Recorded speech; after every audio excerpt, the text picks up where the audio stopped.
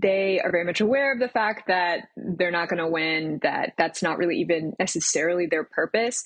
They view their candidacy as a way to give people whose consciences would be troubled by voting for either of the parties an alternative. From Christianity Today, you're listening to The Bulletin, a podcast about the people, events, and issues that are shaping our world. I'm Clarissa Mall, producer of The Bulletin. Today on the show, hosts Russell Moore and Mike Cosper are joined by CT's political correspondent, Harvest Prude, to talk about third-party candidates, why we find them appealing, and how they can benefit our two-party system. Next, New York Times columnist David French joins the conversation to talk about Arizona's new abortion ban and the troubling hypocrisy of the pro-life movement. If Alabama's recent IVF ruling, Trump's statements resisting a federal abortion ban, or Arizona's new law have gotten your head spinning, you'll appreciate the clarity of this discussion. Finally, CT's Chief Impact Officer Nicole Martin and Nashville songwriter and producer Charlie Peacock stop by to talk about Beyonce's chart-topping new country album. They talk about music and patriotism and the startling beauty and depth of artistry in an industry that often strives only for hit singles.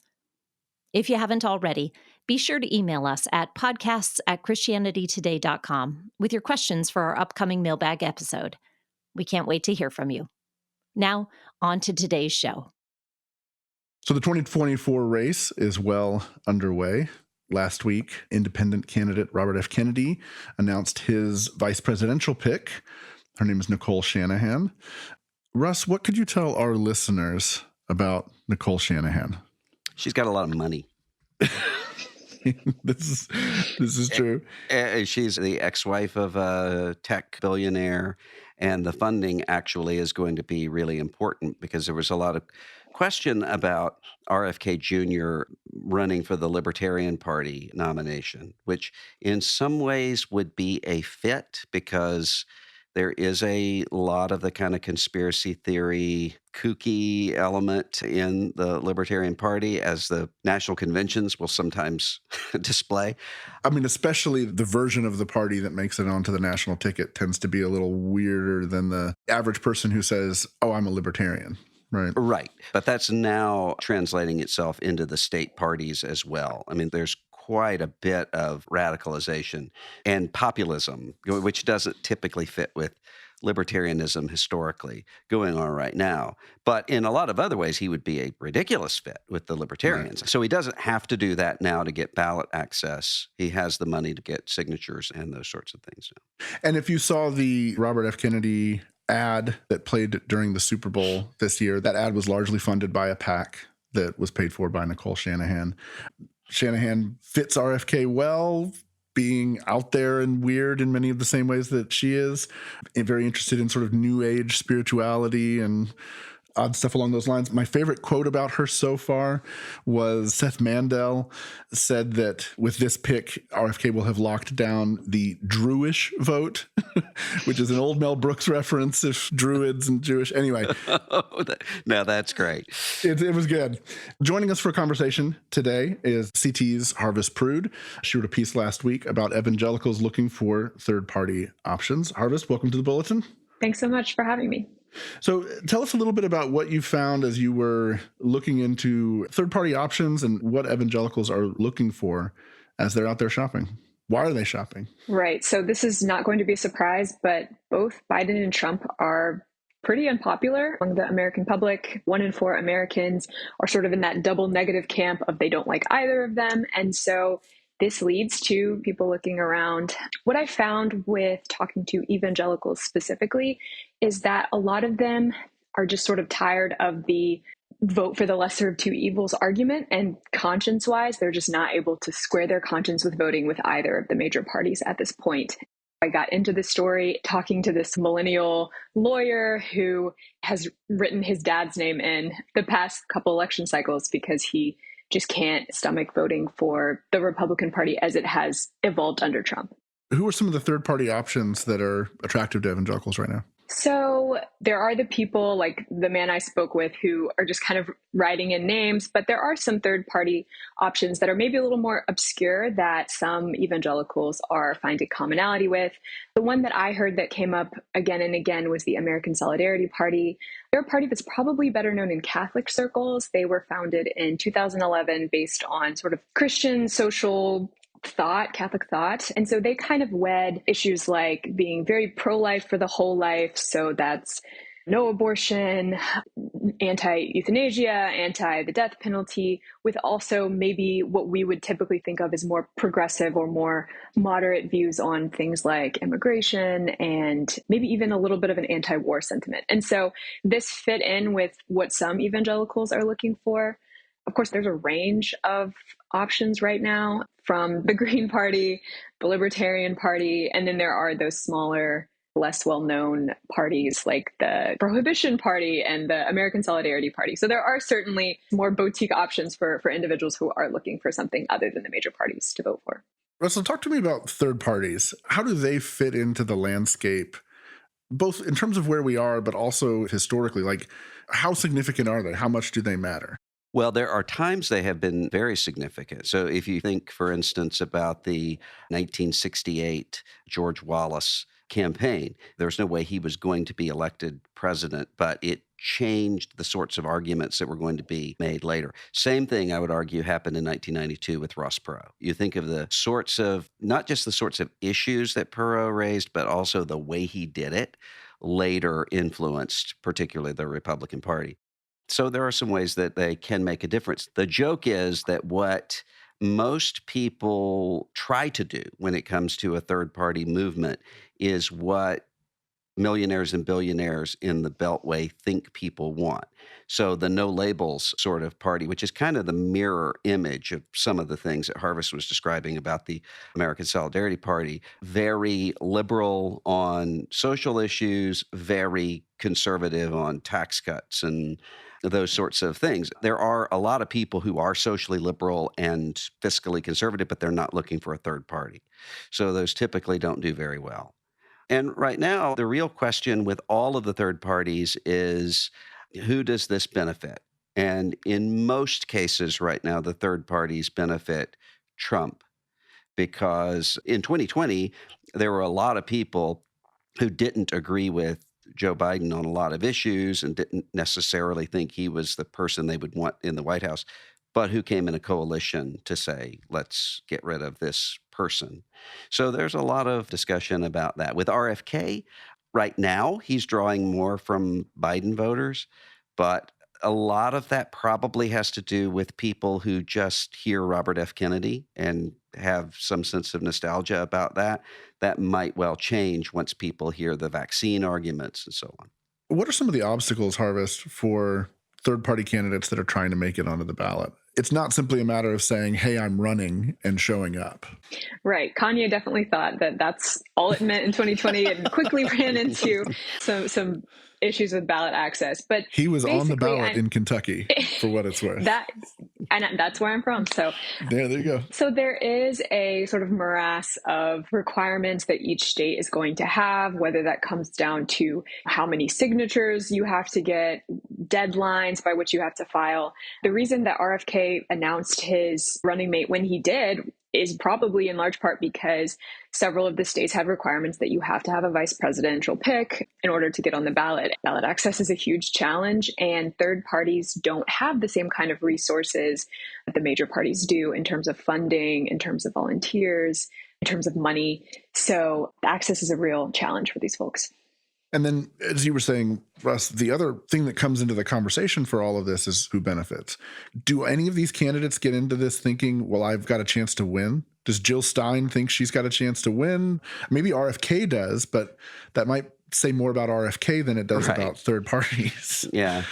Usually not. I mean, Ross Perot, I think, thought he could win. And there was a time in 1992 where it looked like that could happen, or at least that it could force it to the House of Representatives and that he would have some sort of leverage over it there. But that's usually not the case. I mean, I was part of some of these discussions in 2016 when it became evident that the Republican Party was going in the direction it was going. There was a lot of conversation. David French, who's on our show today, he and I talked long hours about his running for president then. And one of the reasons that that wasn't viable is because, for one thing, it was so late in the game. You did have a lot of the ballot access issues, but also he's not a billionaire.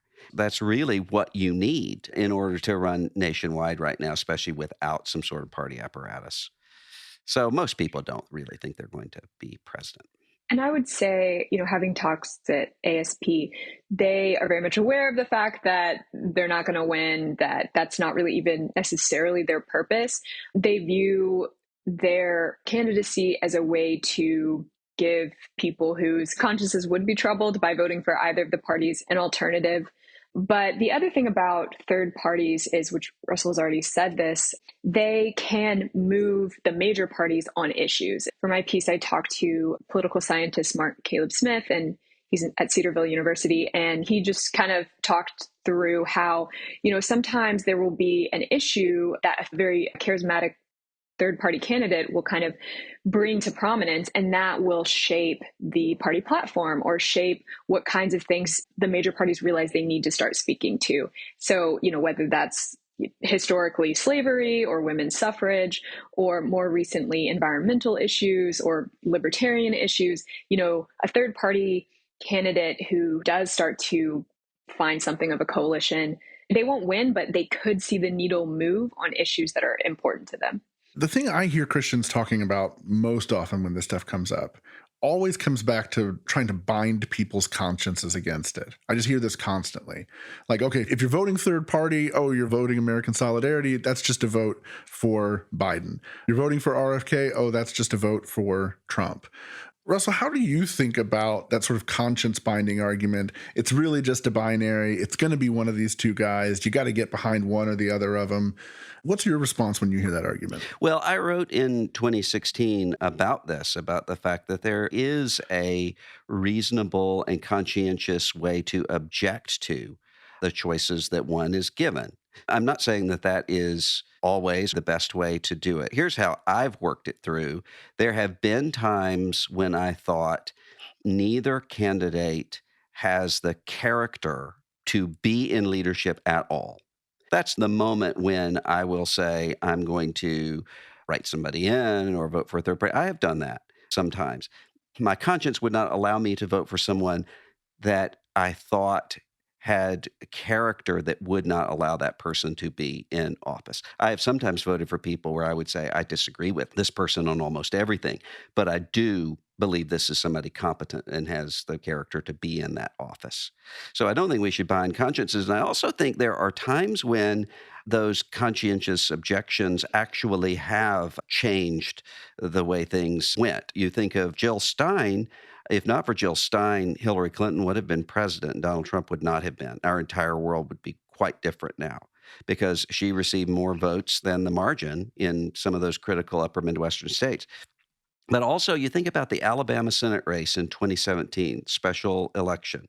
There were a lot of very conservative evangelical women who couldn't vote for Doug Jones. I think there were a lot of conservative evangelical women who voted for Doug Jones, but there were some who said, I can't, and they wrote somebody in or they didn't participate, and that's why Roy Moore was not elected to the United States Senate.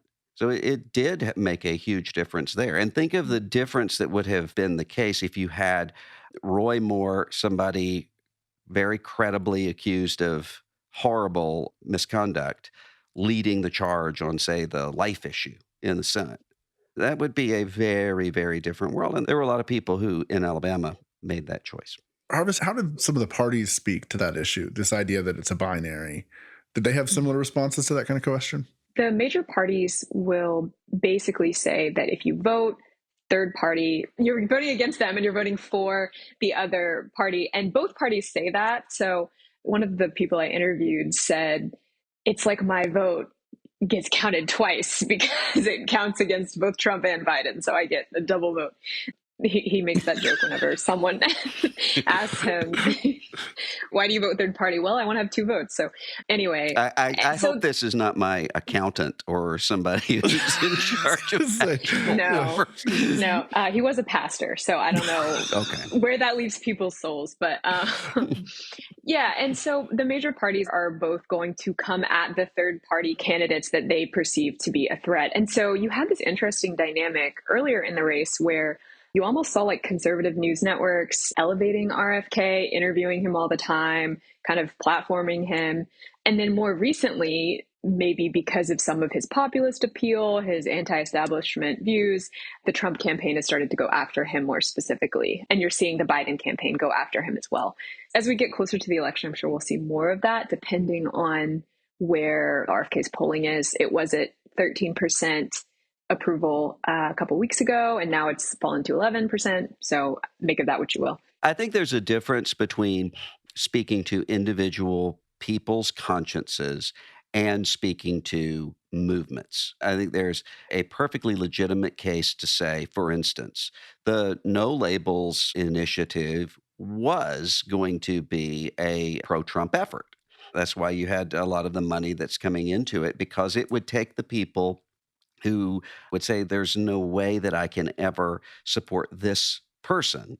It really would have made that difference, because the sorts of candidates that they would go after are people who do not believe that Donald Trump is fit to be president and do not think he should ever be in anywhere close to the Oval Office again, and don't really want to go down in history as we're the people who made that happen. Many miles to go yet in 2024. Harvest, thanks for your reporting on this. It's a great piece. We'll link to it in our show notes. Thanks for joining us for this conversation. Thanks so much for having me. All right, we'll be right back.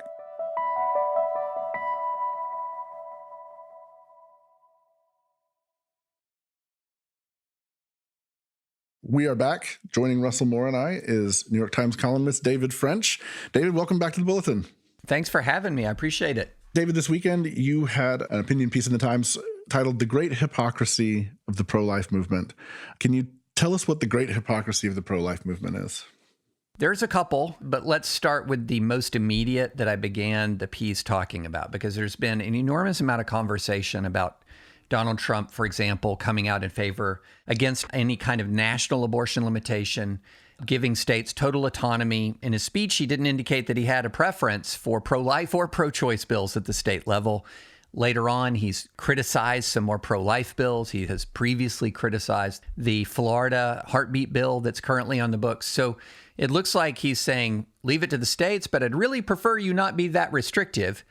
And there was a lot of conversation about whether that was a seminal moment for the pro-life movement. And I said, yeah, but there was another one right before it that I think was in some ways even more telling. And this was the Alabama IVF controversy. So just as a little bit of background, Alabama has one of the strictest, if not the strictest, abortion laws in the nation. It's a beyond a heartbeat bill. This is a law just flat out banning abortion. The Alabama Supreme Court was asked to determine whether the Alabama wrongful death statute that allowed for someone to sue for wrongful death included what were called extrauterine children. In other words, it had been previously held to include unborn children, children in the womb, but does it include extrauterine children? And the Alabama Supreme Court said yes. Now, this, from pro-life perspective, should not have been very controversial. If the fundamental logic of the pro-life movement is life begins at conception and is entitled to protection from conception until natural death, then IVF embryos, even extrauterine, are life according to that definition. The Alabama Supreme Court opinion was really just a straightforward application of Alabama precedent. In many ways, it is the logic of the pro-life movement extended into IVF. All of a sudden, everyone flipped out in Alabama. No. We can't possibly mean IVF. We don't mean IVF. And so Alabama then passed a sweeping immunity statute that said, no, the prohibition against wrongful death just doesn't apply to IVF. It was sweeping immunity for the IVF industry. And so there's no real moral or legal logic there other than to say we really, really, really did not want to tell IVF families that they were doing anything remotely like what you think of as abortion when you're talking about discarding embryos or preserving them cryogenically indefinitely, which is kind of a version of discarding. We wanted to make sure there's a bright line distinction between these two things. Now, look, I support IVF. However, I think there should be boundaries on IVF that are consistent with pro-life thinking. And one of those boundaries should be that we don't simply discard embryos. What happened when Alabama did that, it very much said one set of unborn children who are life, according to pro-life logic, will be protected. Another whole group, and this is not a small number of unborn children, another group is going to essentially have no protection at all. And the calculus seemed to be nothing more than raw politics. This won't fly politically, so we have to switch things up. My argument was, if you have a pebble that can start a landslide, it means the whole situation was unstable before. This was the pebble that started the landslide.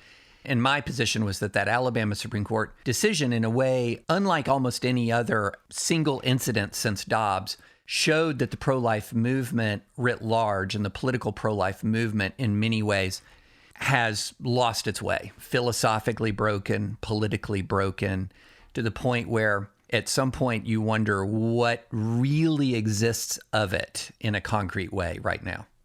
One of the things that I have to explain to people all the time is that there is such a huge difference between what some people call pro-life Inc., what one sees in the political context, and the people who are actually doing the work on the ground. Yes. The difference just could not be greater between those people, their motivations, what they're doing.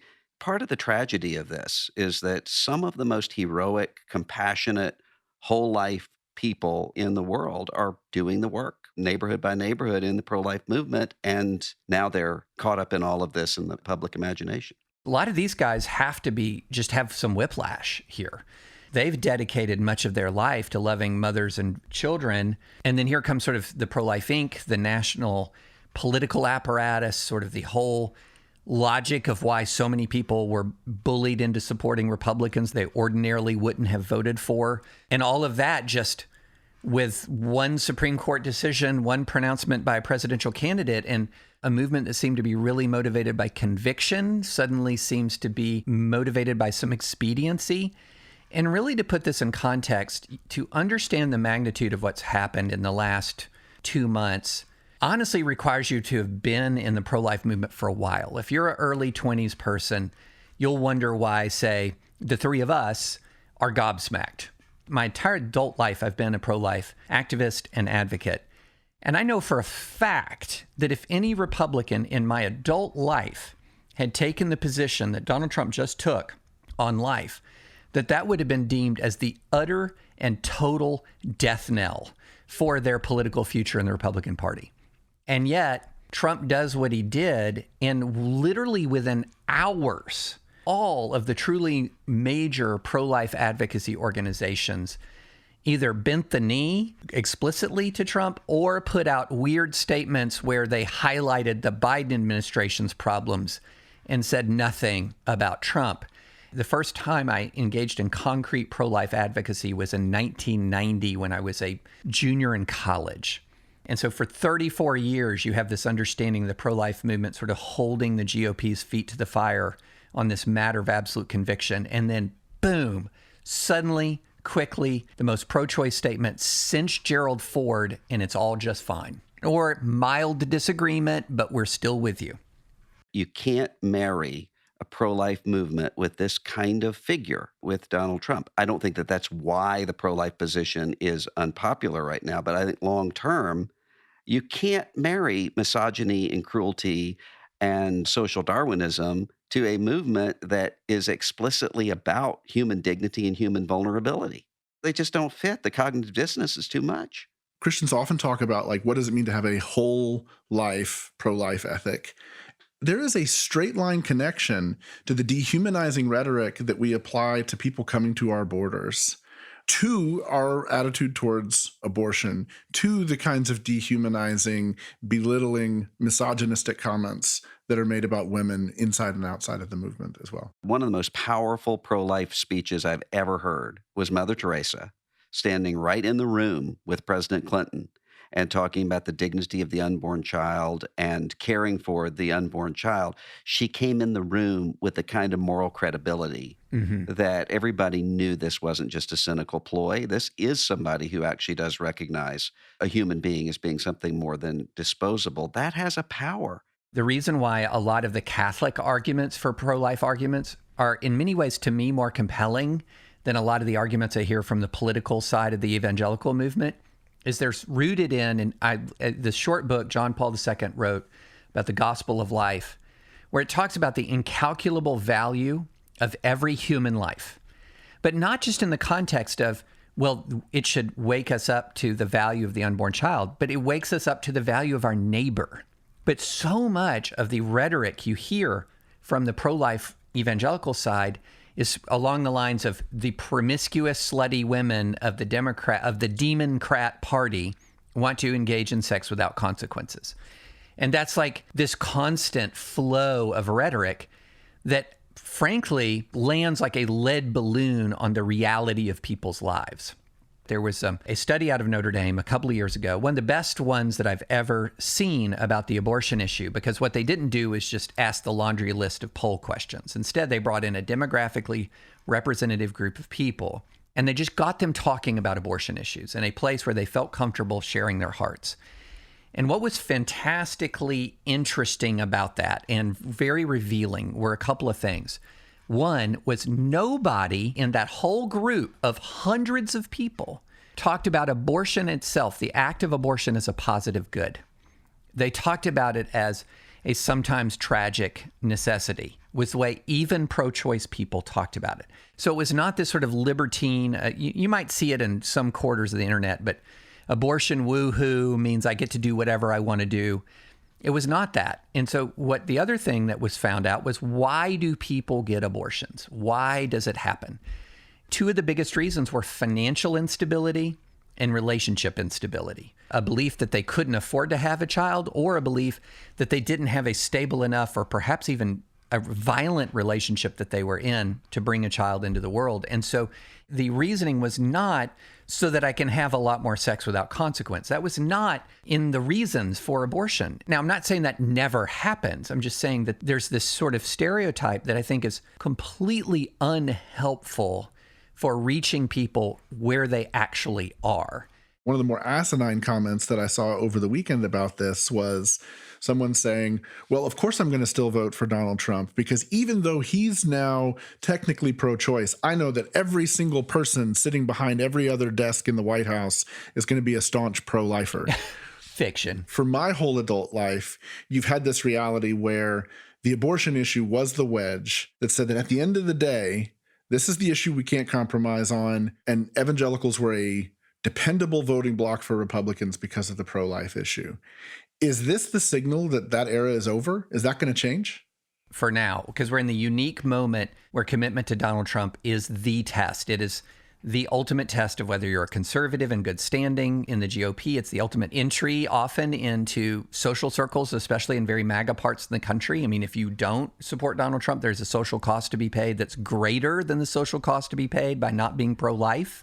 You learn a lot about a party, about where does it continue to push even when it appears that the majority of the population is against you.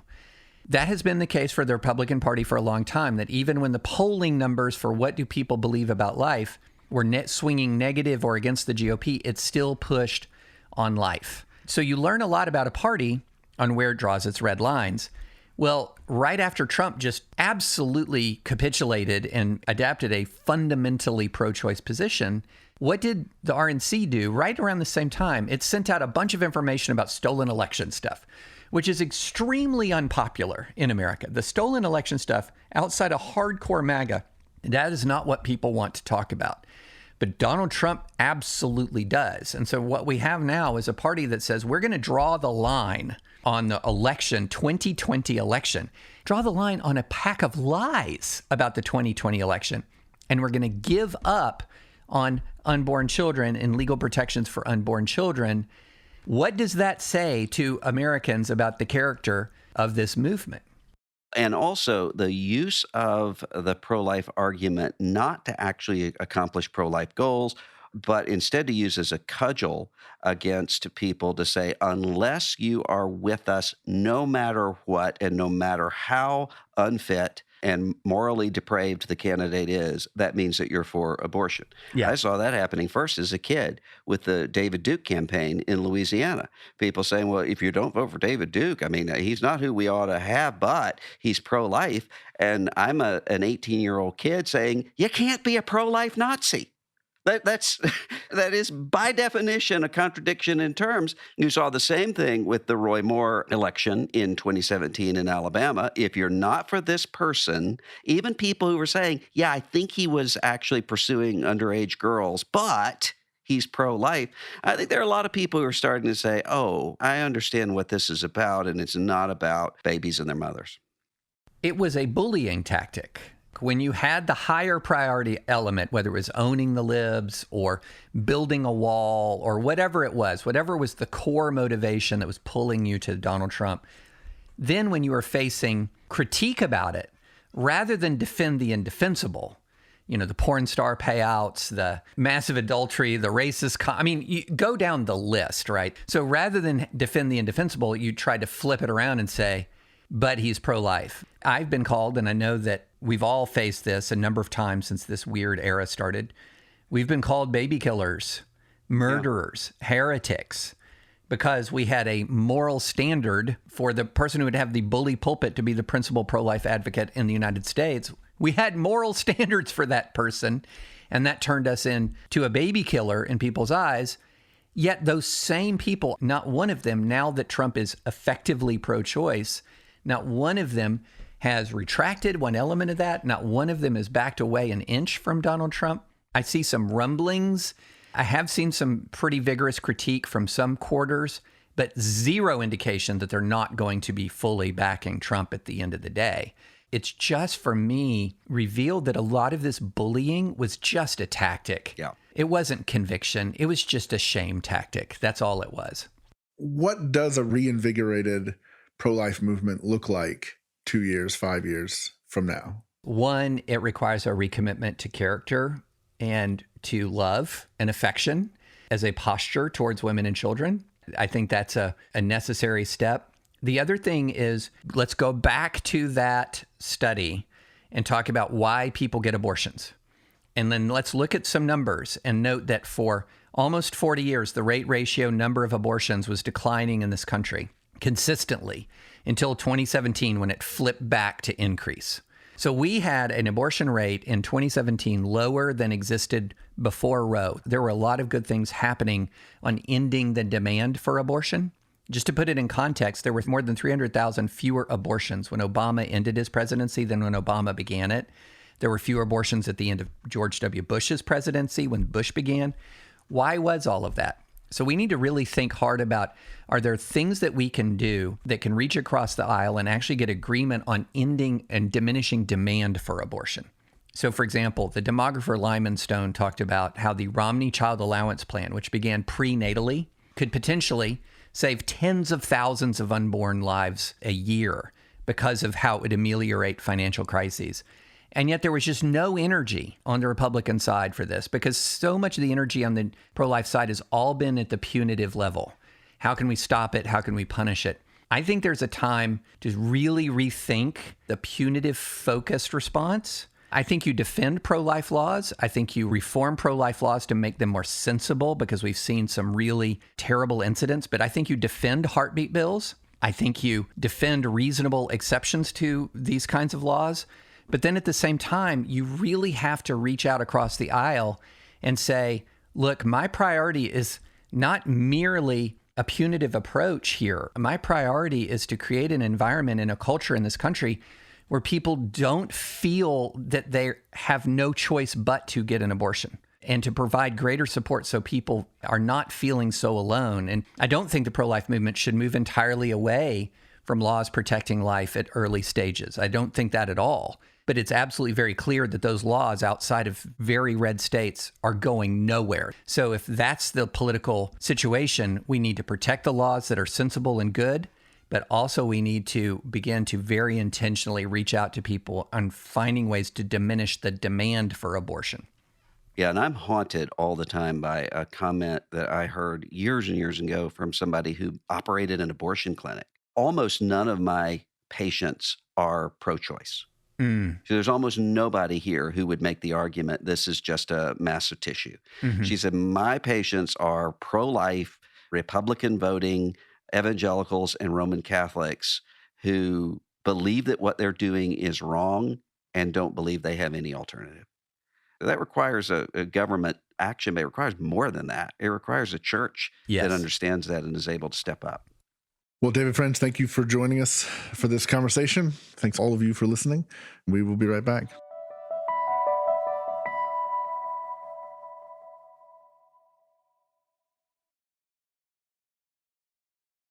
We are back. Joining me for this next conversation are CT's Nicole Martin and Charlie Peacock. Charlie is a Nashville-based Grammy Award-winning musician, producer, composer, and he's the host of CT's Music and Meaning. Charlie, welcome back to the Bulletin. Yes, thank you for having me back. I wanted to have you on to join us for a conversation about Beyonce's new record, Cowboy Carter. It's the second of a planned trilogy of records following Renaissance, which came out in 2022. It is a country album. And let me actually start with you, Nicole. What do you think about Beyonce going country, and what do you think about the record? Yeah, thanks, Mike. And Charlie, it's great to be with you today. You too, Nicole. So I've listened to the album, and I have to confess several things. First of all, I'm not part of the Beehive. I don't necessarily idolize any musician, so I'm not part of that. Also, I'm more of a jazz and gospel kind of music listener, so I was drawn to the album mostly because of the popularity of it. That said, I love it. I think it's brilliant. I think it is consistent with Beyonce's brand, both as a storyteller and as one who pushes the musical and kind of artistic boundaries of her music. And I was really impressed. I was impressed by her ability to draw in history and to draw in well-known voices like Dolly Parton and Jolene. I was impressed by her ability to draw in even some of the Spanish genre elements to this. In Daughter, there were so many elements that really caught my attention. So I didn't see it as something beyond Beyonce. It felt to me very much as something within what she's done before. But I also understand there are a lot of varying viewpoints about whether or not this is country. And I'm curious, Charlie, does the genre matter? And if it does, is this country or is it just Beyonce? Well, it is just Beyonce, but I think Beyonce is eclecticism.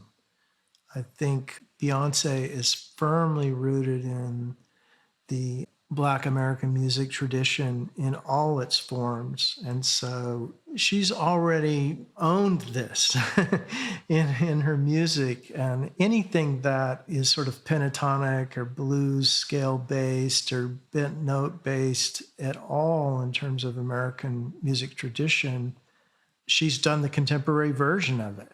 She belongs in the entire story of Billie Holiday and Nina Simone and Mahalia Jackson and all of that. I mean, she breathes that vocabulary.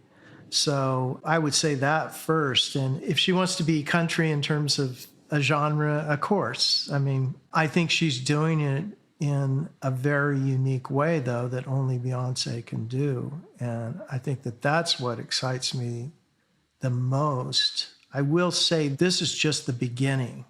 You know, Post Malone's coming after her. This is a trend. It's not just the idea that Beyonce is now gone country. I think that's a false narrative. But I think it is true that there is a narrative that exists and it is emerging and that I'm privy to in town, like who's coming to town and who's recording, who's writing. And boy, everybody's moving in this direction. Part of that has to do with the tremendous streaming numbers that country music is finally getting. One of the things that I think is so interesting about it is the ambition of a project like this. Like, here's an artist who she can work with whoever she wants to. She can kind of do whatever she wants. And, you can go all the way back to, I would say probably you can go all the way back to Lemonade, and maybe it goes earlier than that, but maybe that's the first one that caught my attention. But she does, in an era where numbers are about streaming and numbers are about singles to a large extent, Beyonce's making these big, ambitious concept albums, almost in the style of the way Michael Jackson would do these big, ambitious concept albums. How do you see that, Charlie, kind of fitting into where we are musically at the moment? I don't see it fitting in, which is what's so awesome about it, is that in many ways, she's a little like Coltrane at the top of his game, right? And what's he do? He comes out into the public square with the most spiritual album of his career called Love Supreme, with liner notes that read like a Bible study. So in some ways, she's doing a similar thing in that she's coming out with these really ambitious, epic records that are meant to be seamlessly integrated, right? Instead of this singles mentality, I've got to have a hit single, got to have a hit single. And I think that that's what really reveals her artistry, is if she's shouting anything like super loud to us that we're supposed to hear, it's that I am an artist. That's it. I am an artist. Let's sort of back the clock up here a little bit. What is the history of Black artists in country music? Well, it's not good, number one, in terms of the story part of it. I think if the Black community is telling the story over the last 100 years, then I think it becomes a complete story, right? Because it's that community telling their stories about how we created and embraced country music. That is not a story that is recorded very well in American history. So that's the problem. I do want to give props to two amazing women here in Nashville, Alice Randall and Reese Palmer. Reese, who we've had on Music and Meaning. And there are two people that have done a lot of scholarship in just keeping the stories of Linda Martell and others from Black country music past and kind of bringing them forward. In fact, Reese Palmer's show on Apple Podcasts is called Color Me Country, which was the title of Linda Martell's album in 1970. I think Reese says there's like 8 women that have charted, I think, in the top 100 of country radio in the history of country radio, right? So it is a very, very small list. And there's a lot of great, stories. Like if people want to go back and look at someone like Elizabeth Cotton, I mean, she literally has her own guitar picking called cotton picking, right? Of which she has an upside down guitar. So she plays it with the bass strings on the bottom, treble strings on top, and then has these various picking kinds. I mean, there's just fascinating stories of innovators, Black female innovators in country music. Nicole, one of the things that I keep thinking about with this record and the lines that are often driven with what belongs to us, what belongs to other people, how do we experiment with culture in ways that are respectful and all of that. I'm curious, as you've listened to the record and have conversations about the record, has that subject come up at all? Country music at its core kind of symbolizes what is American patriotism.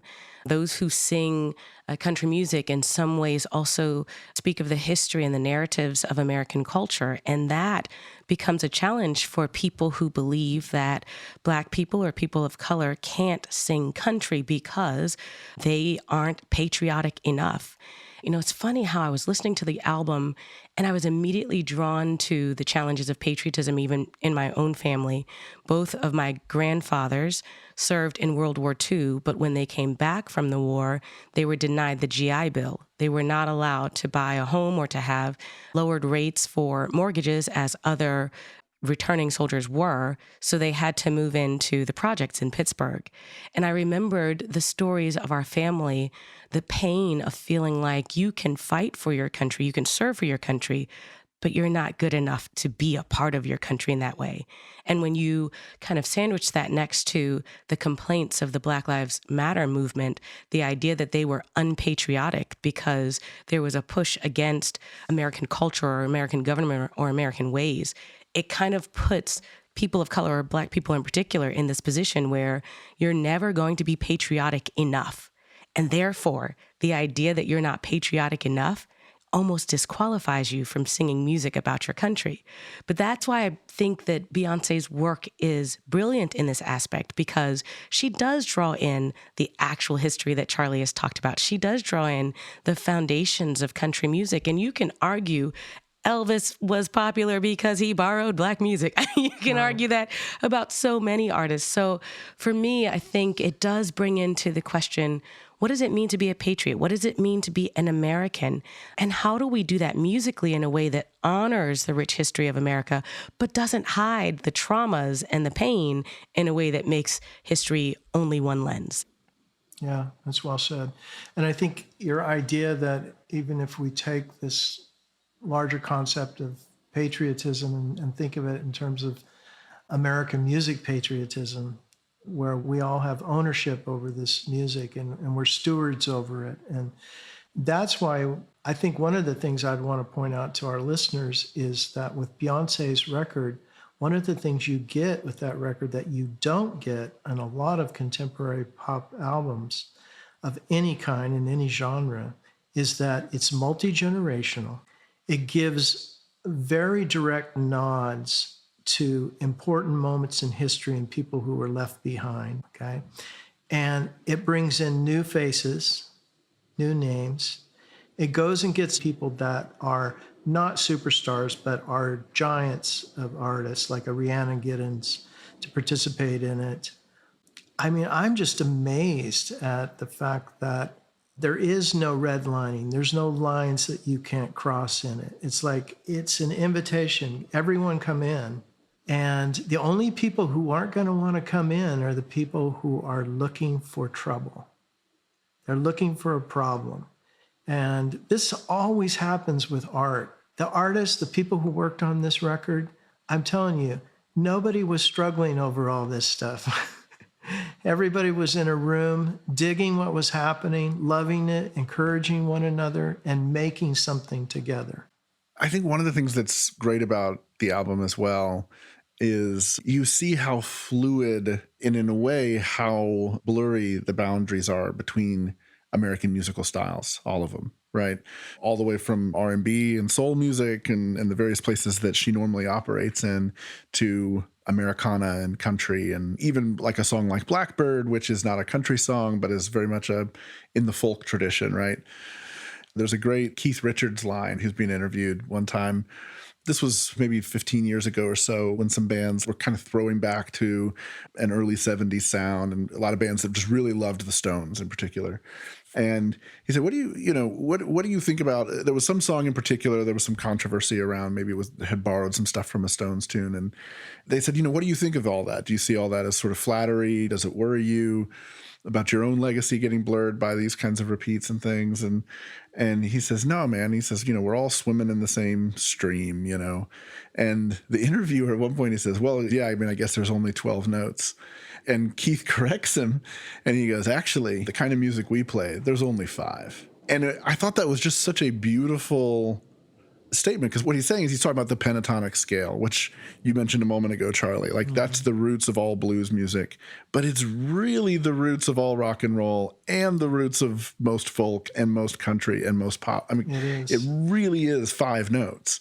And so for an artist like Beyonce to be able to take a genre like this that is not her normal stomping ground, and to so fluidly and fluently be able to perform in it, on the one hand, it's not surprising at all.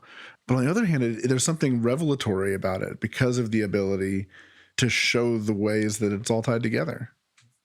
Artists are really losing their tolerance with the narrowness of branding and genre. And you see this with the support for this record, because this is the producer in me talking now, but kind of a mark my words moment is that you watch a lot of these production elements that are included in these, 27 songs on the deluxe version of it. A lot of those things, you're going to see them in other artists' work coming up over the next couple of years. this is a very risky record. I mean, I would even go out on a limb and use contrast and contradiction here for a minute and say it's sort of kind of an ambitious, glorious mess. Right? But that's what I like about it. You know, if I was just going to do for my simple listening pleasure, I might like make my own playlist, right, of my faves. But man, to listen to it as a whole, it just, like I said before, it just says, I am an artist and I'm going to go where my imagination takes me. Do you want to come along? All right. Well, with that, Charlie, Nicole, thanks for joining us for this conversation. You bet. All right. And we will see you next week. The Bulletin is a production of Christianity Today. It's executive produced by Eric Petrick and Mike Cosper. It's produced by Clarissa Mall and Matt Stevens. Post-production by TJ Hester. Our art for this episode is by Rick Shooks. Music by Dan Phelps. And social media by Kate Lucky. Thanks for listening.